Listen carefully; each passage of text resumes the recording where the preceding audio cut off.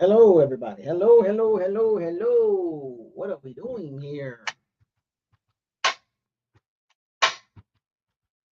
Hello, Bucks fans. Come on in. Don't run. Don't hide. Bring all the smoke. Come on now. Bucks fans across the world. I need your help. We have a conversation today. Day number 5. I am alive. Why's that? Bucket with your girl in the building. Hillsboro 813. Cody. What's happening with you, man? Oh, we're going to get to that, Cody. We're going to get to that. We got to get to it. We got to talk about it. Day number 5. 5 days in a row. Has anybody done this outside of major media markets? Has any Bucks channel done this? 5 days straight content. Y'all know how hard it is to come up with conversations about the Bucks? You know what I'm saying? Because outside of a couple layers, man, it ain't much to talk about, to be honest with you. You know, Mike Evans, Levante David, Tristan Wirfs, Winfield Jr., Chris Godwin, Jay McMillan, J Mac, you know, Vita. Outside of that, really, it's kind of hard to talk about the Bucks for real, for real. I got to keep it 100 with you.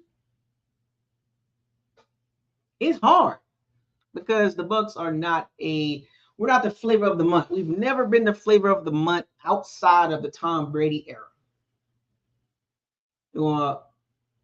We had some entertaining players, Gerald McCoy, Jameis Winston, you know, Devin White. We've had some entertaining players. Talib, he was entertaining. Warren Sapp. Well, we're going to talk about from like 2013 up until now. Outside of the 2020, 2021, 2022, from 2012 to 2024. It's kind of hard to really talk about the Bucks. It's really hard. Y'all have no idea. It's hard. Because, man, we've had some product, some production amongst our players in team history. But today's conversation, #production. Today's conversation, today, like my daughter said, today's conversation, y'all see the topic of conversation. We're going to keep running down this pipeline here. What going on with you, Brent? Mr. Everything Bucks, Roy, Dada, what's up with your man? What's happening with your man? I ain't trying to be cutthroat today, but I got to be a little bit of cutthroatish. Today's conversation is about 2 players that were drafted by Jason, the one and only, Light. Big Buck, what's up? Robert Jr., 2005. These 2 particular players, what are we doing with them? As fans, we got to be honest with ourselves about some of these players on our team. Everybody ain't good. Can we agree with that? Can we agree everybody on the Bucks team is not good? Because it seems like when you start talking about some of these players, people get offended. They want to get mad. They want to attack me. They want to talk about, oh, he's hating on the Bucks again. But not really address the issue. You can attack me all you want to, but the fact still remains. Can we agree that everybody on the Bucks, starters and backups, is not good? D. Kane, what's up, man? Roy. Because I'm one of the few Bucks fans that do not mind, or I ain't gonna say Bucks fans, I'm one of the few Bucks channels that will basically talk like this.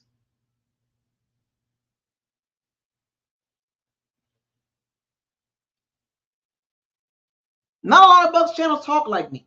It's hard to talk like me because you got to back it up and you got to own it. You can't play this narrative. Oh, I can't say this and I can't say that. And I don't have any press credentials. I'm not looking for press credentials. William Rogers, what's up, man? Daniel Berry Sports. I'm not looking for press credentials. I'm not looking to be with the cool kids or the cool gang on social media. I can care less about that.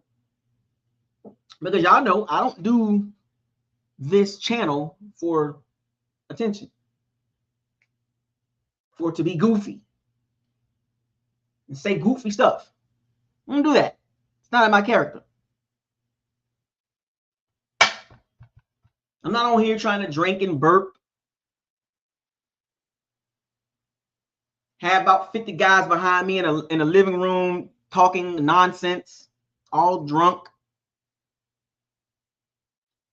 Hide behind Twitter, X or Facebook or YouTube.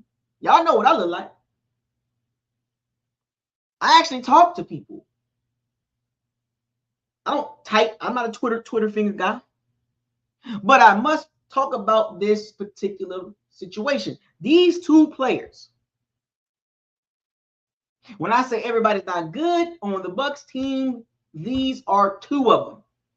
As of right now, neither one of these Jason Light picks have panned out or have shown signs that they will be good or above average. How about that?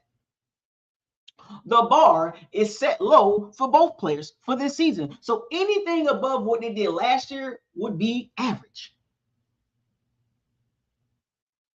And for those of you that don't know who I'm talking about, read the title of the video.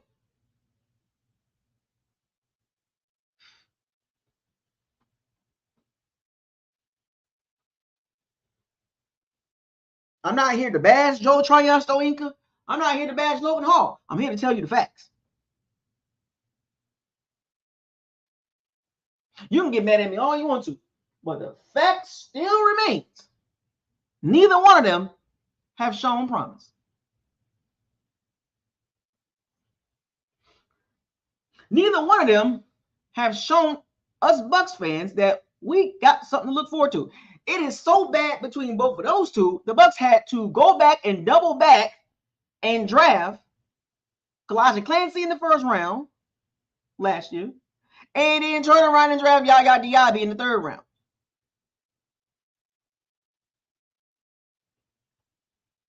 And I said this before in multiple videos. Can you imagine if Logan Hall and Tryon actually was good?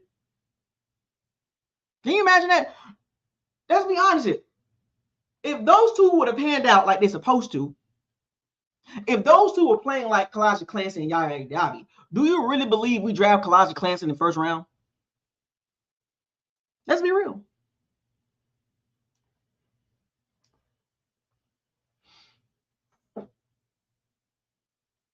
Fire the cannons, go Bucks. Sal, what's up? Alice335 with a super chat. Keep telling the truth. Hit me with the 5 pounds. The 5 pounds. Thank you, Alice335. Keep telling the truth. That's all I can do, really. I don't go over here and fabricating stuff, man. I'm not big on that, man. I don't like fabricating, pushing narratives. I mean, I can and really be getting it.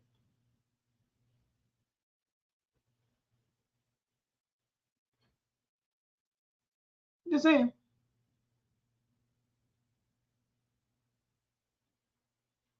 I can really get on that type of energy and be all over the place and being goofy and stuff. But can you imagine if both of those would have turned out like Kalijah Clancy and Yaya Diaby, if they would have played like that their first year, that means their second year, okay, we good. Joe Tryon second year would have been good. Logan Hall first year would have been pretty good, right? Logan Hall second year would have been hopefully really good. Joe Tryon third year would have been like, okay, he made the jump to 12 sacks. That means we wouldn't have had to draft Kalijah Clancy in the first round. We could have went receiver, cornerback. I'm just putting it out there. That wouldn't have, maybe we would have still drafted a D lineman, but it wouldn't have been so high. Y'all know the reason why Jason Light drafted Kalijah Clancy and Yaya Diaby? Logan Hall, Joe Tryon. That's him on the low, in my opinion, admitting that he messed up. Would y'all agree with that? Would y'all agree when you got a double back on two positions, does that mean I made a mistake? Or those guys are not as good as I thought they was going to be? Or those guys' ceiling is low? That's like drafting a first round pick the year before and then turn around the next season drafting another guy in that position. Some teams don't even play around.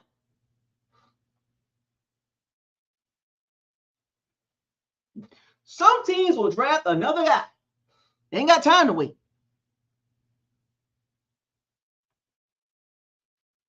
Some teams will give him a year.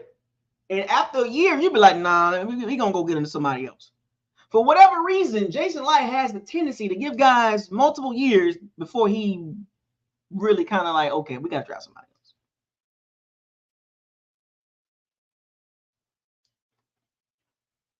else. Sal, really?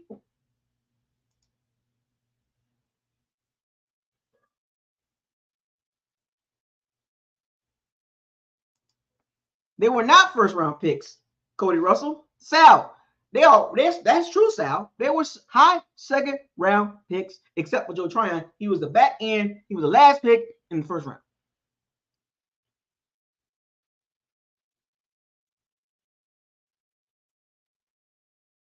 And you know what? I got to give some flowers to Big Bucks. Big Bucks been talking about this since the day that Joe Tryon Shoyinka got drafted. And I got to read this. I only usually read super chats, but I got to read this. Shout out to Big Buck, man. One of the OGs of this channel, one of my shooters, and the driver. He been on this since day one.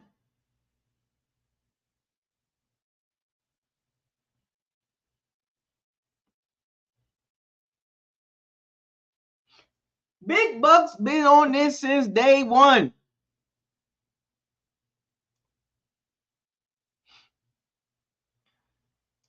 Joe Tryon Shoyinka shouldn't have been the pick at 32 in the 2021 draft. I still say Christian Baltimore should have been the pick. And guess what?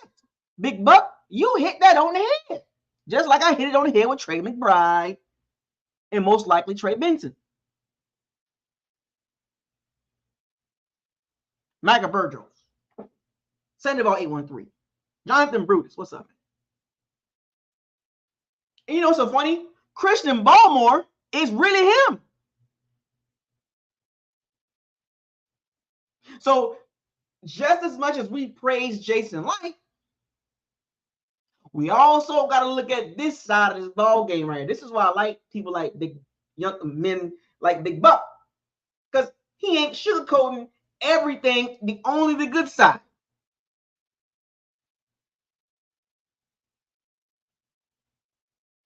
You wish, what's up, man? Another one of my shooters.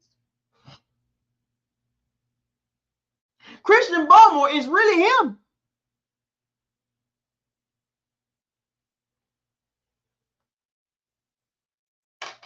So shout out to Big Buck. Shout out to Big Bucks, man. Shout out to Big Bucks, man. He called that one. And he's definitely would have helped the Bucks D line. Big time. Christian Baltimore is like that.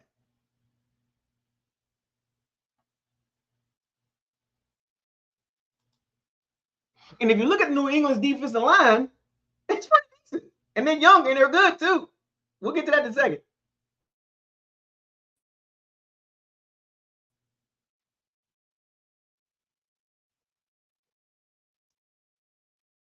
And oh, by the way, the New England Patriots signed Christian Barmore to a 4-year with a maximum value of $92 million. 41.8 million guaranteed. 6'5", 315 pounds. You don't think he would have been a beast next to Vita Vea?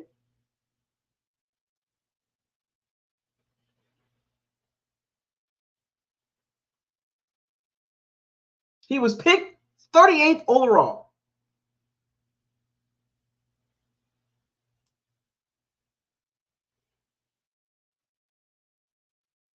He's one of the highest paid defensive tackles in the NFL.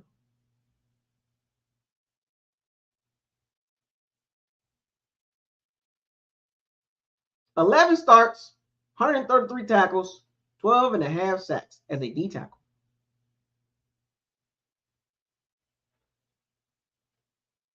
Last season, he had 64 tackles, 8.5 sacks, playing all 17 games.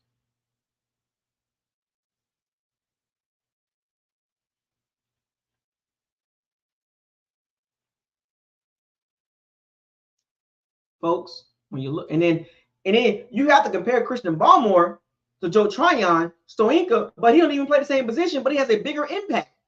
His hands in the dirt. So that means you also got to look at Logan Hall.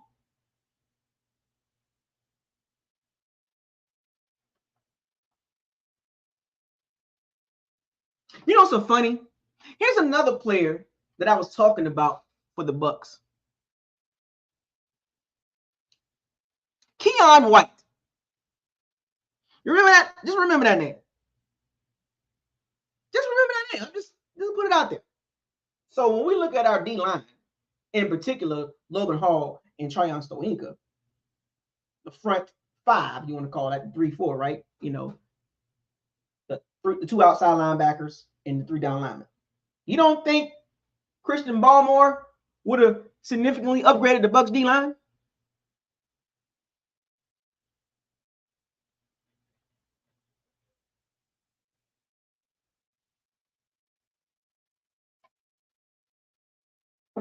Christian Barmore got a 4-year deal, $92 million. And high insight, people say, well, everybody missed on Christian Barmore. Yeah, I get it. I understand that. I definitely understand. I'm just speaking from a Bucs perspective because of the Tryon, Shoyinka, and Logan Hall situation. You know, we as Bucs fans, we gotta be able to kick ourselves in the ankle a little bit and be like, dang it, man, these two ain't panning out, or they're not panning out.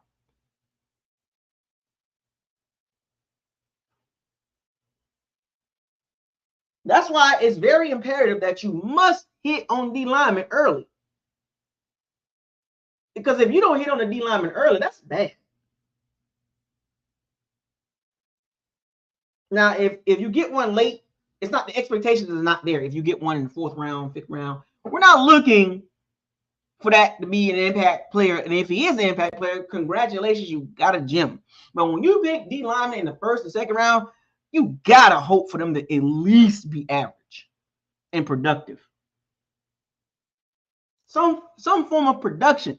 So shout out the big Bucs for calling that. See, I like that. I like when some of my fans keep it 100. My supporters, whether you disagree with me or not, just keep it 100. And if you keep it 100, I got nothing but love for you, whether I disagree with you or not. Just keep it 100. And don't just only bring up what you want to believe.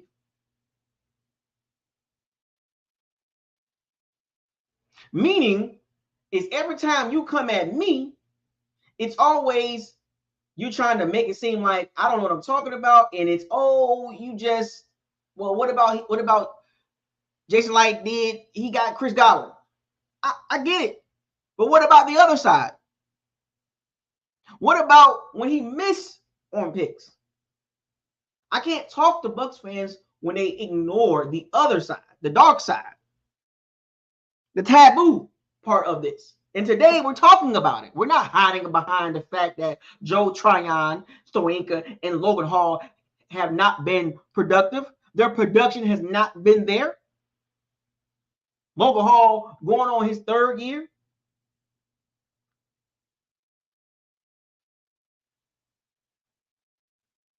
Joe Tryon, Shoyinka, fourth year, fifth year option not picked up. You know what that means?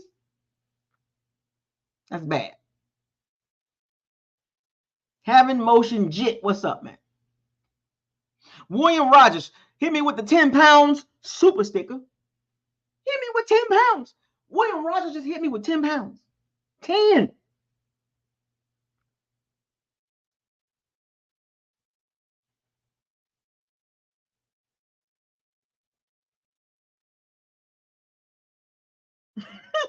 £10 super sticker.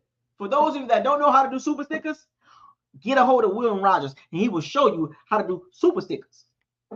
Shout out to William Rogers. Anything you want to say, William Rogers? I appreciate that. You can go ahead and type it in the chat and I'll put it up on the screen for you, man.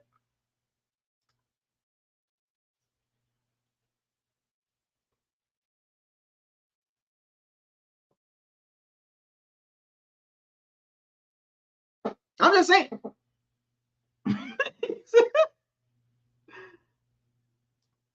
At some point, as Bucks fans, we gotta be able to name our D linemen like we got two guys. We got Yaya Diaby and Kalaja Clancy, or three, and Vita.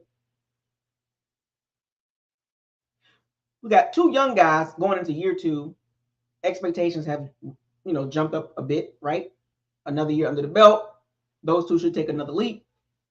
And then Vita, he's in shape, looking much slimmer, more leaner, but is not really the D line yet that we want to jump up and down for.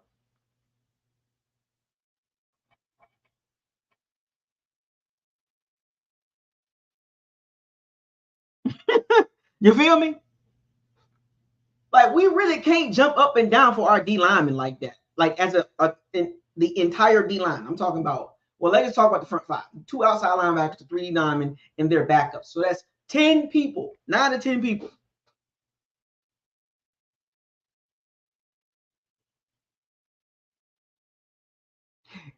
Isn't it kind of crazy where we be watching games where other teams D-line, outside linebacker be like, they ain't getting in there. And not just against the Bucks. I'm just talking about just if you just watch football around the NFL, and you just be wondering when you watch other teams, when you're not watching the Bucks, or when you're watching the Bucks, or why you watching the Bucks. You ever thought about it sometimes and be like, their D-line is really good. They got depth too. And then you think about the Bucks D-line, you be like, man, 3rd and 10. Lamar Jackson drop back for the pass. Time in the pocket. First down, Mark Andrews. Like, good God almighty. Why can't we have depth?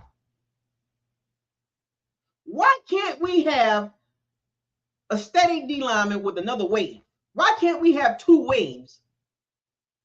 Oh, we got our solid starters. A couple of them are really, really good, above average. And then our backups are like, okay, this dude all right. But every time we turn around, we're looking at our D line like, what's going on here? We still holding our heads on the JPP and Dominican Sue days. And they're not even true Bucks. You know it's bad when people still hold their head on the Dominican Sue and the JPP. Neither one of them are homegrown from the Bucks, but people still hold their heads up and jump up and down in the mosh pit.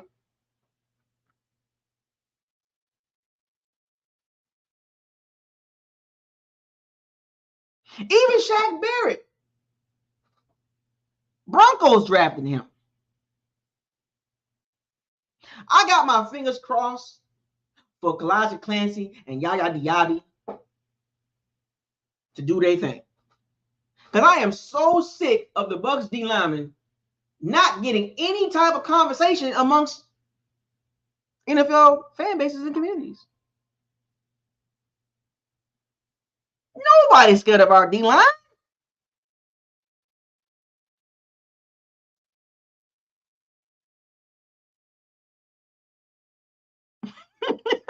I'm just saying.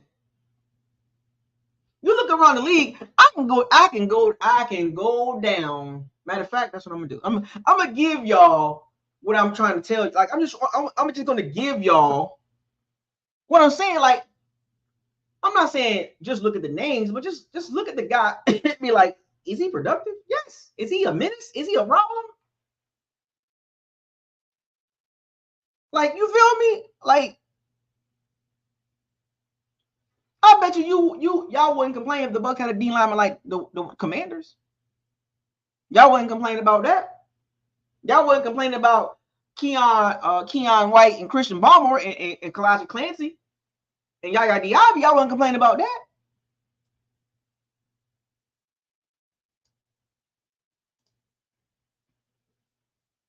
We got to cut the crap, man.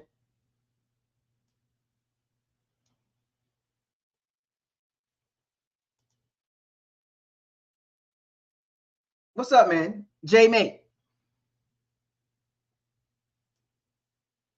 The Patriots D line is pretty good. And what's so funny about the Patriots, and the reason why I'm singling them out is because they got some good young talent with an older guy, Matthew Judon, which was a former Raven, but their defense still top 10. How is that possible? Why? Because they don't have a lot of Jags on the D line. See, the problem is with Logan Hall and Joe Tryon Shoyinka, the Jags. They're just another guy.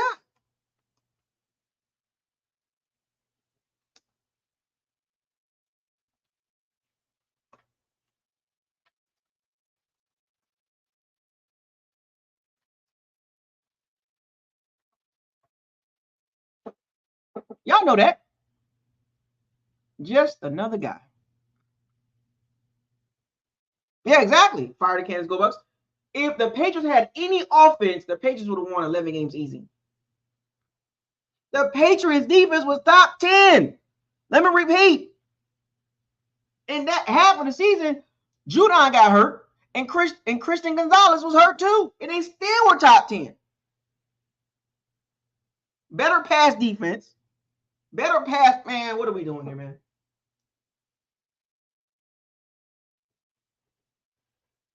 Christian Balmer, Davon Gocho, I can't pronounce his last name. Davon Gachos from Louisiana.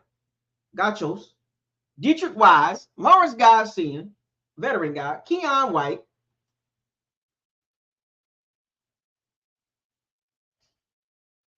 That's your starters right there.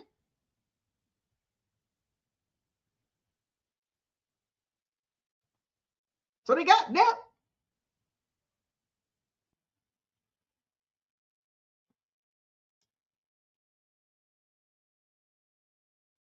I'm just saying.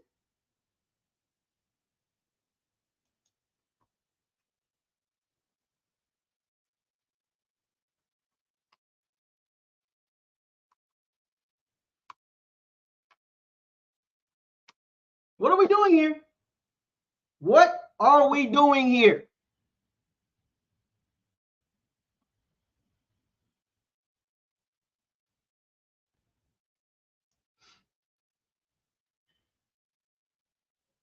So I pulled up a couple things here. NFL 2024 NFL defensive line ranking. I'm gonna go through some of these sites, and I want y'all to see where the sediment is when it comes to the Bucs D line. I'm just gonna put it out there for y'all, so y'all can see where people are looking at when it comes to the Bucs D line. So I'm gonna run down these teams, and this is in order too. So I'm gonna do this. I'm gonna do this for a couple sites, so y'all can see what I'm talking about. This is what I'm trying to tell y'all. The defensive line rankings. This is from Fantasy Football Network. I'm just going to go through a couple sites so y'all can see the bigger picture, like multiple. I'm not going to use one site. I'm going to use multiple sites, and I'm going to run down the rankings, and then I'm going to get to the Bucs. Y'all let me know where should the Bucs D line be ranked at? Because the Tryon, Shoyinka, and Logan Hall did not did not get better. This has affected our defensive lineman ranking. Dallas Cowboys, base 4-3, number 1. Indianapolis Colts, 4-3. Detroit Lions, 4-3. Cleveland Browns, 4-3. New York Jets, 4-3. Raiders at number 6, 4-3. San Francisco at number 7, 4-3. Eagles, number 8, 3-4. Green Bay, 4-3. Number 9. Number 10, Buffalo Bills. Number 11, the Baltimore Ravens, 3-4. 12, Atlanta Falcons, 3-4. How the hell is Atlanta Falcons in front of us? Anyway, Houston Texans at 13, 4-3. Number 14, Kansas City, 4-3. Number 15, the Pittsburgh Steelers, 3-4. 16, the Seattle Seahawks, 3-4. The Bengals at 17, 4-3. Los Angeles Rams at 18 with a 3-4. Number 19, the Tennessee Titans, 3-4. Chicago Bears at 20 with a 4-3. The Denver Broncos at 21 with a 3-4. The New Orleans Saints at 22 with a 4-3. Number 24, the New England Patriots at 24, 3-4. Okay.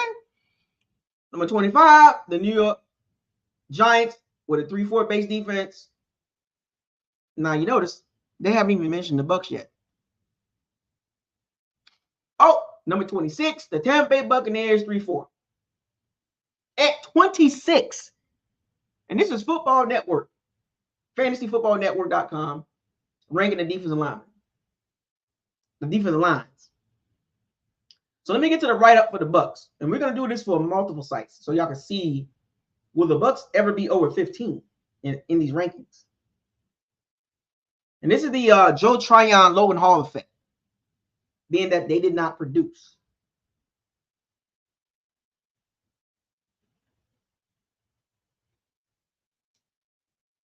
So here's the write-up from the Bucs. I'm going to read this write-up, man.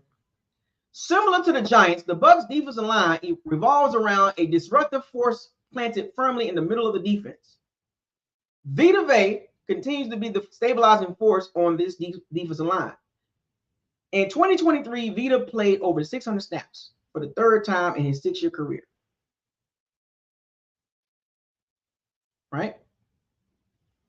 4th season with 30 or more pressures. He put together his 6th straight season with a pass rush grade over 69. Posted his 2nd highest sack total at 5.5 of his career. Flanking Vita is 2 young, highly drafted defensive ends who will be relied on even more in 2024.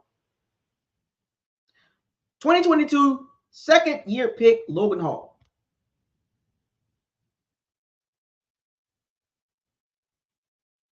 In his 2nd season, he has 17 pressures but 0 sacks.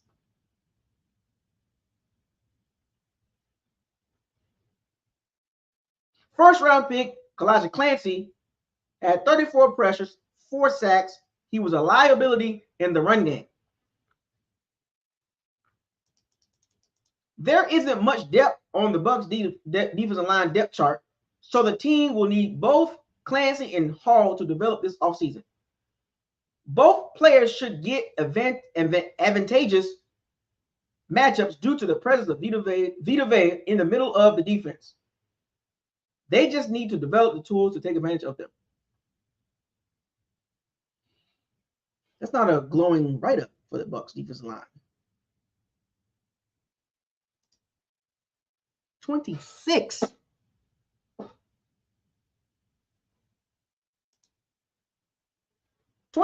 Folks.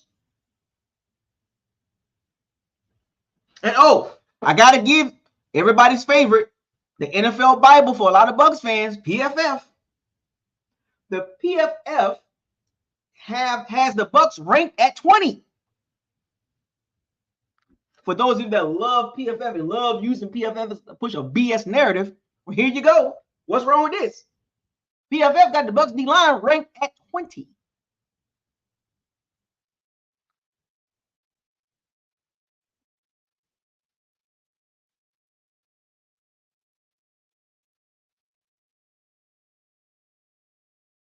PFF got the Bucs D-line ranked at 20. You PFF lovers. Where's the argument about that? Because guess what? If one of the Bucs ranked in the top 10, or you quick to throw that up. You quick to throw up where PFF got Mike Evans top 10. Okay, cool.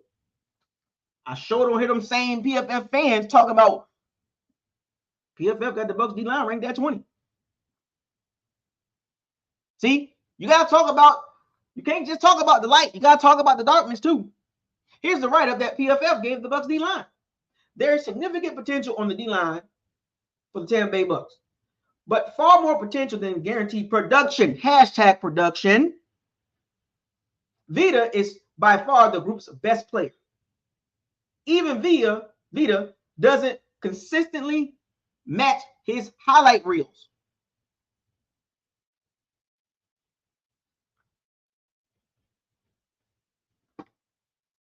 It's not a great write-up.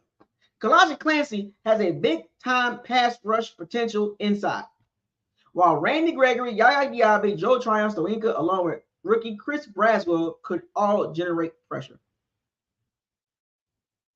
Okay. At 20. At 20.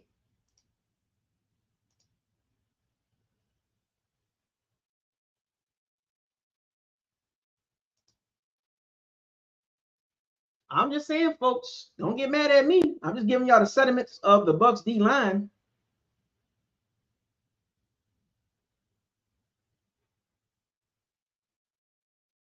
I'm just giving it to y'all. Don't get mad at me.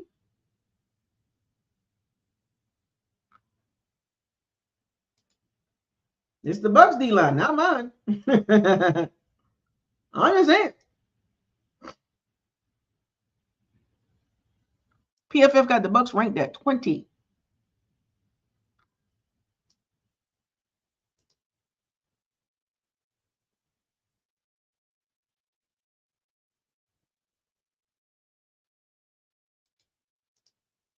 So what are we going to do about that?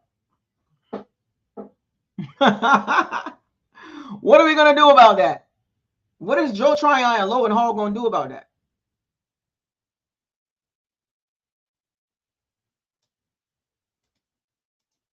So as you can see, I just used two sites. Neither one of them got the Bucs ranked over 20. So that's pretty much that's what you're pretty much going to get if you look at the defensive line rankings. No matter where you go at. Don't get mad at me.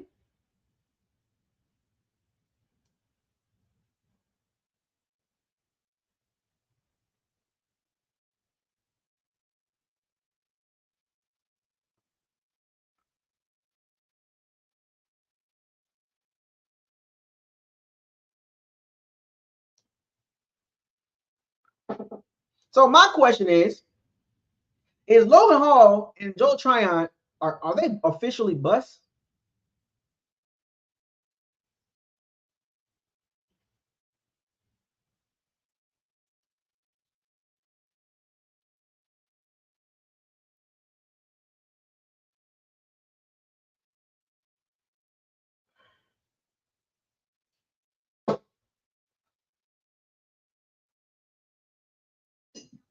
Are Logan Hall and Joe Tryon still ain't busts?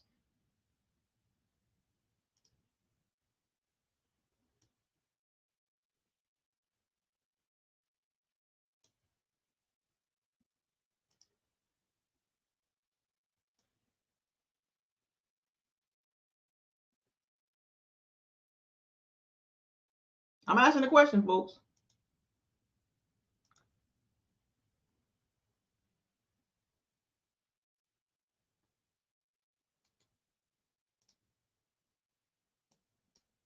How much has Logan Hall and Joe Tryon production hurt the Bucs?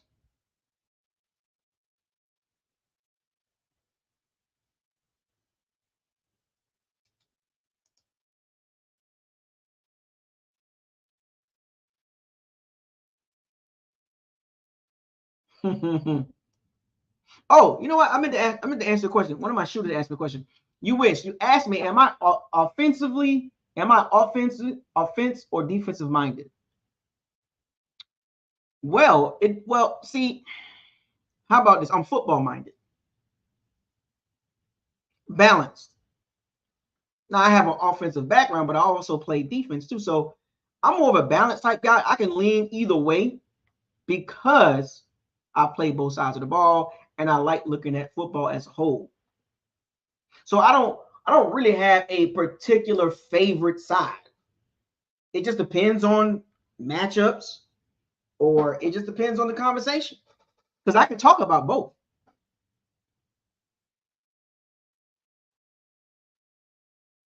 John McGee on the 5th McGee. Josh Woodard, what's up, man? Damian Street, man, what's up, buddy? What's happening with you? What's happening? On the 5th McGee.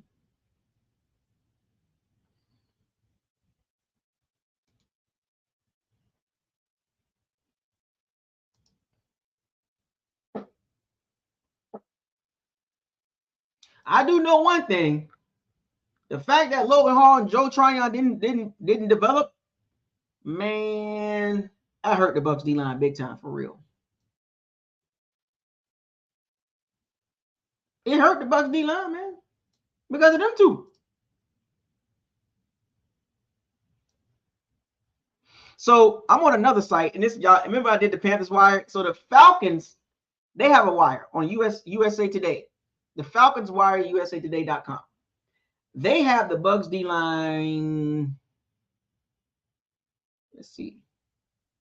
The Falcons. So this is the first site. I mean, this is okay. Take it for what it's worth.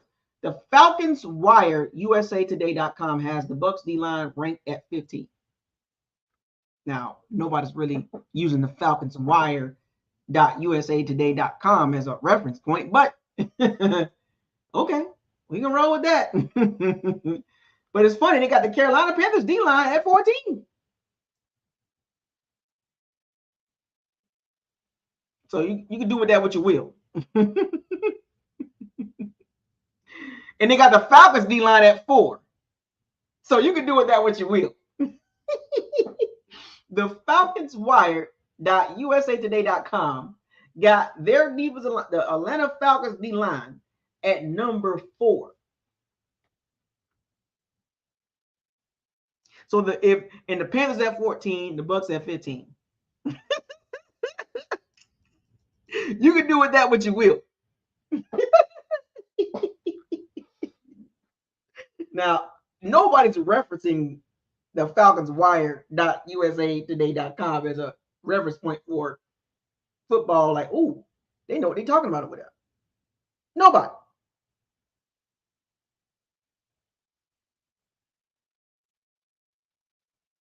And it's funny, on the same note, they got the same D-line ranked at 29. Oh, they hate New Orleans for real. Falcon, they hate New Orleans for real. They got everybody ranked 15 and above except for the Saints. Saints at 29, Bucs at 15, Panthers at 14, Falcons at 4. And I think the Falcons was bottom 5 in sacks, if I'm not mistaken. So I don't know what the Falcons wire looking at, but wow. You can do with that what you will. I might be able to do that. So here's another site. The Bleacher Report. The Bleacher Report got the Bucs D-line ranked 25. You see what I'm saying, folks? You see what I'm saying? Like, what are we doing here with Logan Hall and Joe Tryon, Shoyinka? They gotta produce. We need more production from them for the Bucs D-line to be any better. Can you imagine? I'm gonna put this in a picture here. I don't know what kind of football they was watching.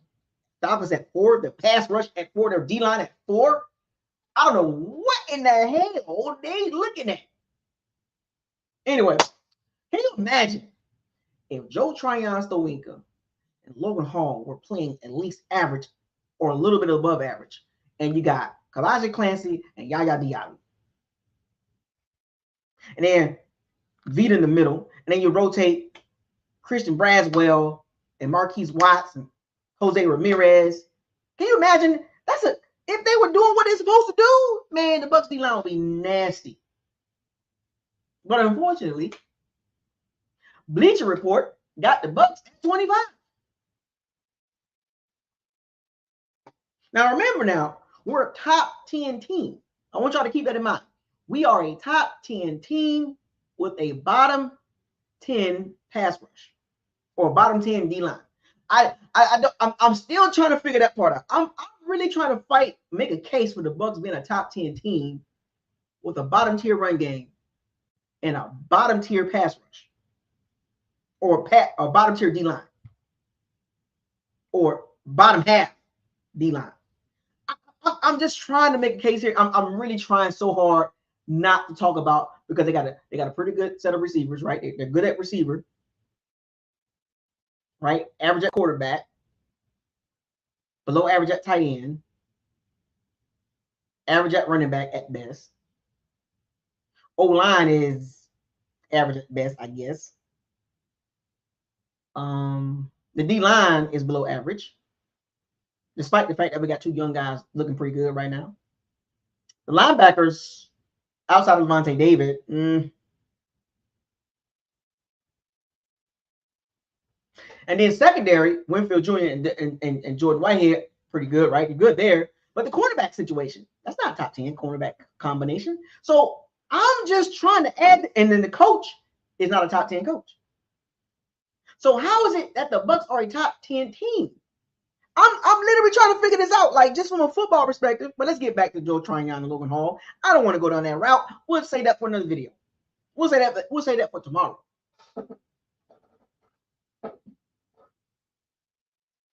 Bleacher Report got the Bucs D-line at 25.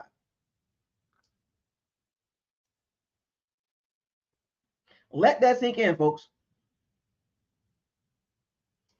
Also, Bleacher Report got the Carolina Panthers D-line at 25. I mean 29, I'm sorry, 29. Tampa Bay Bucks D-line at 25.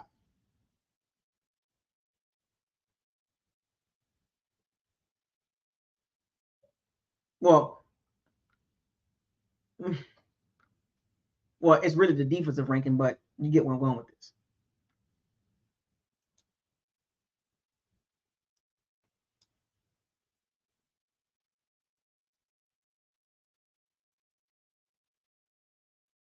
I'm just trying to scratch my head, folks.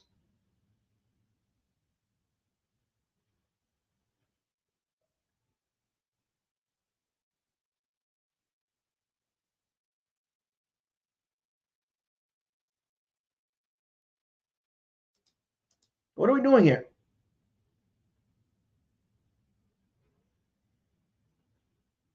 What? Let me ask y'all a question. What could have made the Bucs D-line better this offseason?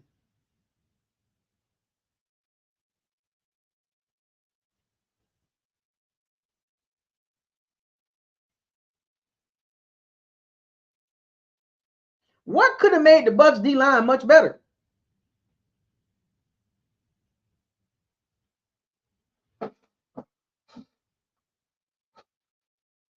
I mean, signing Jordan Whitehead was a great move, but I still don't think that moves the needle when it comes to the pass rush.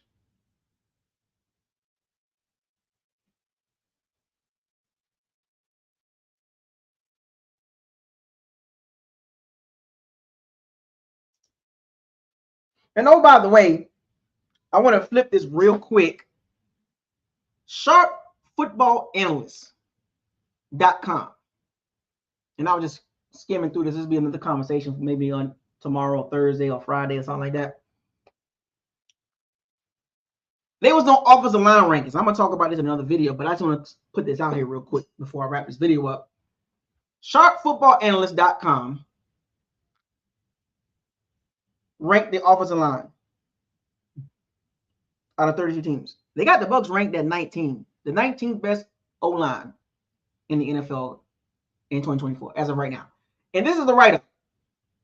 Tampa was one of the worst run blocking teams in football last year, finishing dead last in ESPN run block win rate. They added guard Ben Brettson in free agency and drafted center Graham Barton in the first round to help shore up those issues. As a result, their rankings this year jumped from 29 to 19.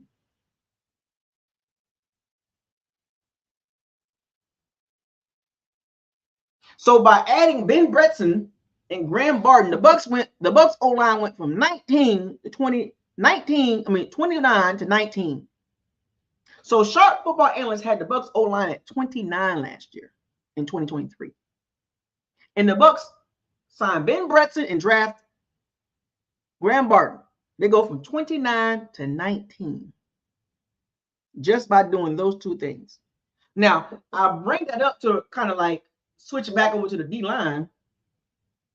Wouldn't it would have been pretty good that the Bucks did that for the D-line?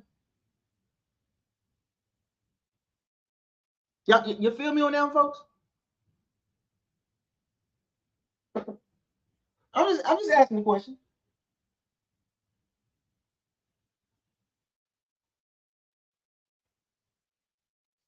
I'm just asking the question, folks, because what could the Bucks do to get that D-line where it need to be at, which is top 15 at least?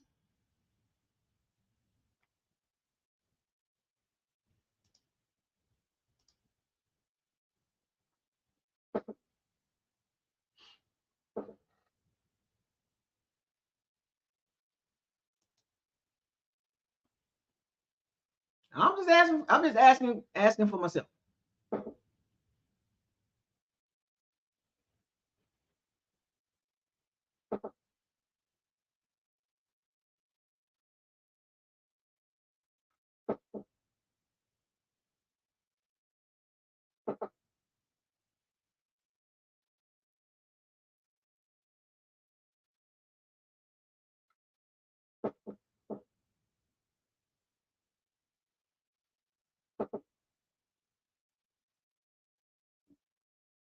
What are we doing here?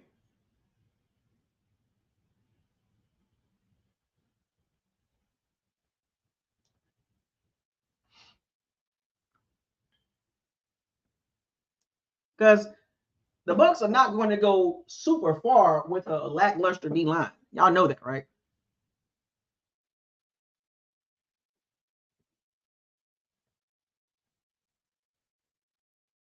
Let's be real. Joe Tryon and Logan Hall is basically backups.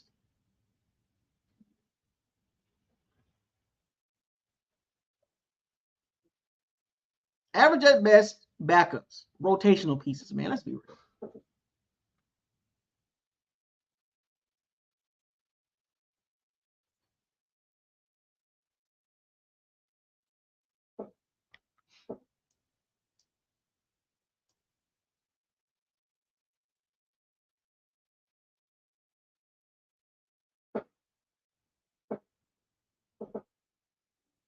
The actual D line, the front five, the two outside linebackers, and the three down and the down linemen, right? So we're looking at last year's production was Shaq Barrett at 4.5 sacks, Tryon at 5, that's 9.5. Anthony Nelson at 3, that's 12.5. Yaya with 7.5, that's 20. Vita with 5.5, that's 25.5 sacks. Kalijah with 4 sacks last year, 29.5. William Golson, no sacks. Logan Hall, no sacks. Greg Gate, 30.5 sacks from the outside linebackers and the down linemen.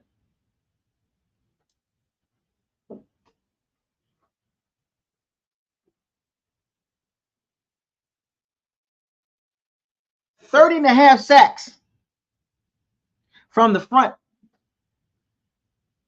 Not the linebackers, not the safeties, nickel blitz, none of that stuff. 30.5 sacks from our down linemen and our outside linebackers. Logan Hall played 330 snaps. He had 17 pressures, 5% pressure rate, no sacks. Think about this. This man played 330 snaps with no sacks. That's crazy. That is crazy. Greg Gaines played 277 snaps 11 pressures, 3% pressure rate, 1 sack. And if I'm not mistaken, is it me or Greg Gaines looked a lot better playing in Los Angeles with the Rams next to Aaron Donald? That shows you the impact of Aaron Donald when you have somebody that can rush the passer from the interior. Greg Gaines looked a whole lot better in playing for the Rams than he did for the Bucs. 277 snaps and 1 sack? Good Lord. William Golson, 115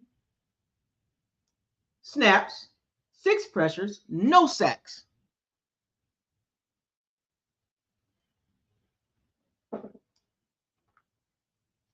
Kalijah Clancy, 381 snaps, 34 pressures, 8.9% pressure rate, 4 sacks. Vita, 387 snaps. Pass rush snaps, by the way.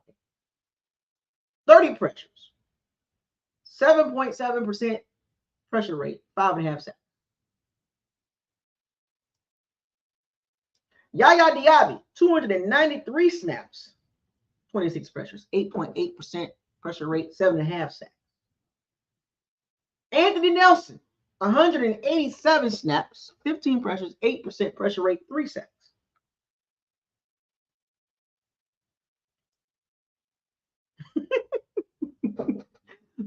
Tryon Shoyinka,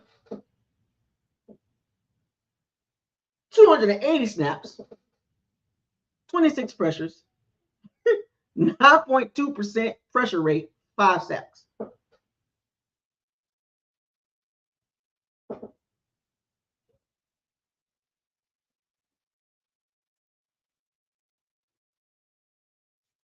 Did y'all know on the low, Tryon Shoyinka got benched? Well, y'all got Diaby. Did y'all know that on the low? Did y'all anybody peep that? Shaq Barrett, 356 snaps, pass rush snaps, 49 pressures, 13% pressure rate, 13.8% pressure rate, 4.5 sacks.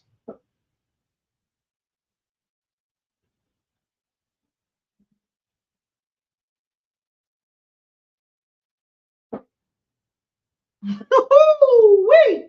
Well, we need some dogs on that D line, bro. We need some more dogs. We might have to get a couple more D linemen next draft. We need to just get some more. We need 2 more Kalijah Clancy's and 1 more Yaya Diaby. Because man, this is William Golson, Anthony Nelson. What are we doing here, man? Logan Hall, Joe Tryon, stink it up. That's what I'm gonna call it. You know, I got the Julio Fulio, Seatbelt Davis. Joe Tryon Shoyinka is Joe Tryon, stink it up.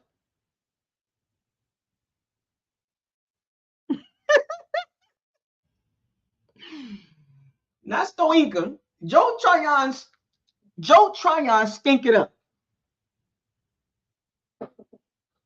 Julio, he falls in there with the Julio Fulio, the nicknames, the Seatbelt Davis.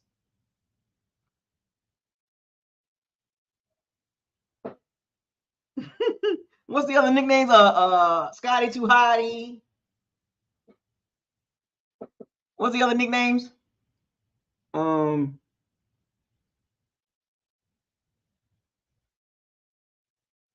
has some other nicknames I had on that team? Forgot what was the other nicknames. We need some more dogs in that D line, bro. We good with Kalijah Clancy and Yaya Diaby, but man, and Vita, we good right there. But the rest of them, man, I ain't even gonna hold y'all, man. That ain't it, man. Chris Braswell, he a rookie. But man, we need some more guys on that D line. We need some more dogs, man. The rest of them guys are Jags, bro. Jags for real. And I'm not going to include Chris Braswell because he's a rookie. The rest of them guys are Jags, bro. We need some more D line. We got to do it again next year.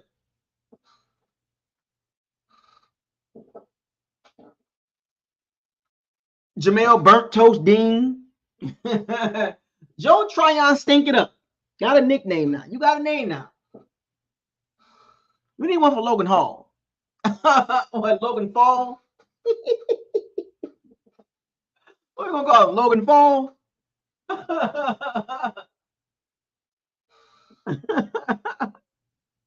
Logan Fail?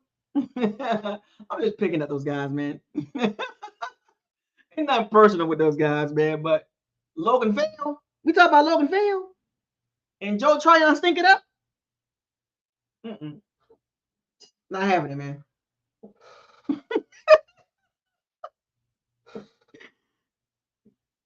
Logan Lord.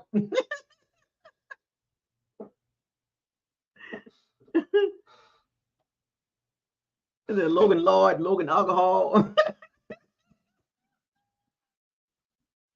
Logan All, Logan Not at All? Here we go. We got one. We got one, Rashad West. We got one. Logan Not at All. We got one.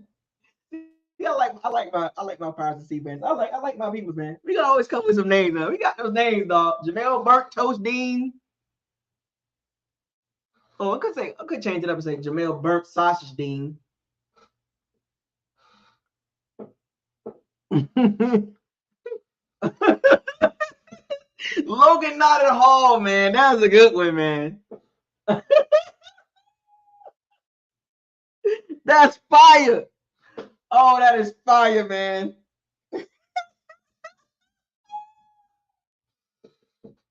That is it. Got the whole ring to it. That's right up there with Julio.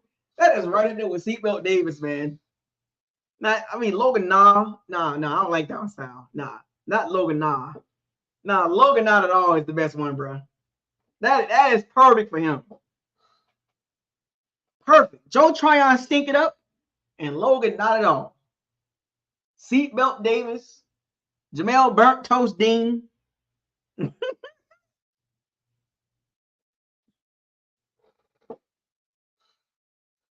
Todd, we had a good week at practice bowls. Forget his last name. Let's say Todd, we had a good week at practice. You talking about the head coach for the Bucs? Yeah, you talking about Mr. Not Mr. We had a good practice. But yeah, Logan Not at All, man. That's good, man. Let's go. Joe Tryon stink it up, and Logan Not at All. That ain't gonna cut it, man. But anyway, shout out to all the buyers and C-Bandits, man. Thank y'all for joining this episode, man. We had to talk about Logan Hall and Joe Tryon and how much have they affected the Bucs defensive line as far as the production.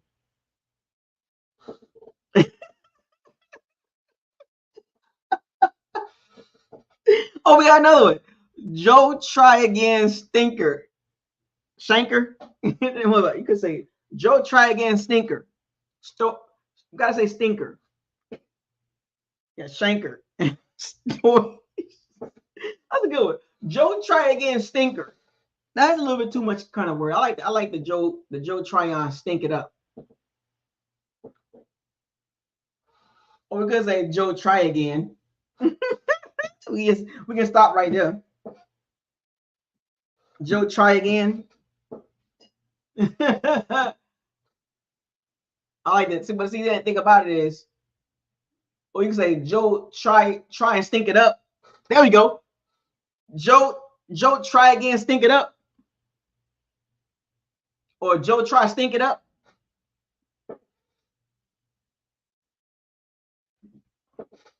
Something like that. But I kind of like the Joe Tryon Stink It Up. Or Joe Try Again. That can work too. But Logan Hall Logan Not at All is the best one. Logan Not at All. Oh man, that's perfect. But anyway, shout out to all the Pirates and Sea Bandits. Had a good time today. Day 5. Day 5 straight days of videos, folks. I've never done this.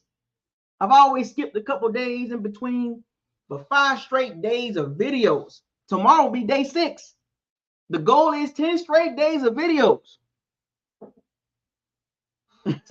Joe Tryon Stink It Up. There we go. There we go. Joe Tryon Stink It Up.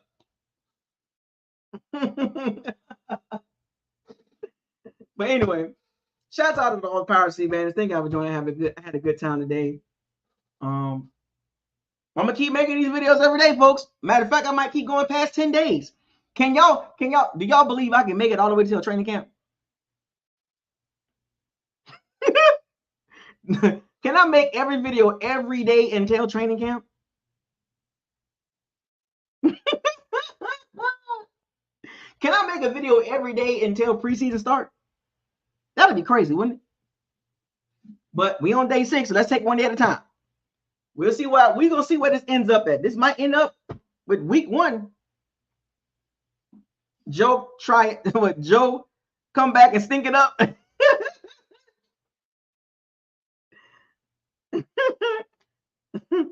That's a good one, man. That's a good one. Fire those cannons. Seize the day. Raise the flag. Hashtag production, man. Production. You right, fire the cannons, go Bucks. Consistency is the key. If I make a video every day, I don't know. We're gonna see. I'm gonna do this. I'm gonna set this goal. I'm gonna see if I can make a video every day. Whether it's 5 minutes, 10 minutes, 20 minutes, 30 minutes, an hour. But I'm gonna see if I can do it. I can do it. I'm just gonna try to put my mind to it and do it every day. Video, same time, same channel, between 4 and 5 o'clock Central Standard Time. I'll see y'all tomorrow. Y'all enjoy the rest of y'all day. BucosLocker signing out.